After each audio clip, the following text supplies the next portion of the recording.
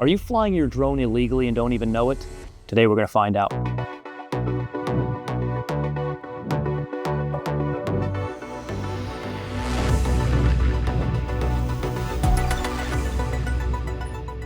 What is the Part 107?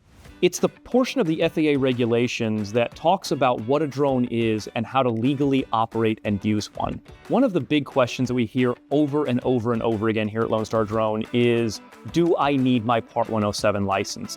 If you're making any money, both directly or indirectly, off the use of your drone, you need your Part 107. If you're a real estate agent or a marketing agent and you need to get a good video of your property that you're selling, if you're in commercial real estate, construction, a roof inspection, or an insurance adjuster, and you just want to get that better vantage point without having to put a ladder against a house, you need your Part 107. In the industrial sectors, things like survey and mapping, things like agriculture and land management, all need their Part 107 because in one way, shape, or form, they're making money off the use of that drone. Now, to our more government-affiliated individuals like police and government agencies, there's going to be some different policies that dictate when you need your Part 107, but overwhelmingly, again, if you're doing it professionally, you need that Part 107 license. One of the more visible sectors that needs their Part 107 is something like a social media influencer who's posting B-roll footage or drone footage to their YouTube page. And the reason that is important is if you're posting video of flying a drone and you don't have your Part 107, well, indirectly you're making money off of that operation, but more so, you're posting evidence against yourself for future use. So the risks of flying a drone without your Part 107 license can be pretty severe.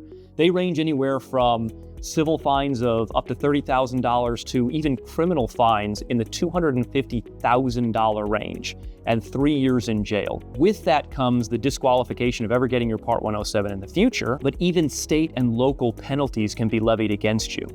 So now that we've covered who needs it, what happens if you don't have it, let's talk about the Part 107 exam itself. When you go to take your test, it's going to cover things like weather conditions, your airspace restrictions, where to fly, when not to fly, and all of the regulations that define a drone. Now, all of this can seem really overwhelming. And if that's the case, don't sweat it. We got you covered. We've got an entire comprehensive course that can help you prepare and pass the first time. So in conclusion, if you think you need your Part 107, you probably do.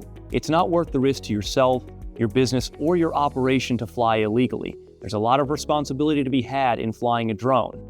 And again, if you need any help getting your Part 107, head on over to lsdrone.com or give us a call and we can definitely help you out. Thank you for watching.